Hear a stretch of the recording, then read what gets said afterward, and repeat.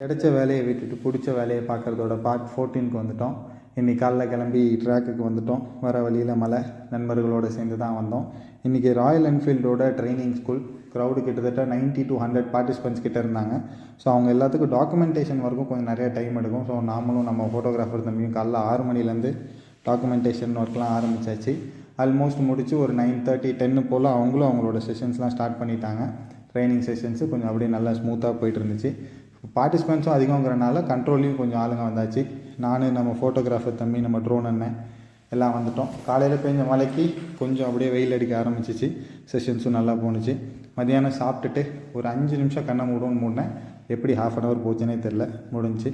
சாயந்தரம் மறுபடியும் ஒரு அருமையான கிளைமேட், சரியான காற்று. அப்படியே கூலர்ஸை போட்டு வந்துட்டு கொஞ்ச நேரம் எல்லா சீனரியும் வேடிக்கை பார்த்துட்டு இருந்தோம். ஈவினிங் டே முடிஞ்சிச்சு. புல் வெட்டுற மிஷின் ஒன்று ட்ராக்குள்ளே வந்துருந்துச்சு. பார்க்க அழகாக இருந்துச்சு. ஓட்டிடுவேன் நினைக்கிறேன் கூடிய சீக்கிரம்.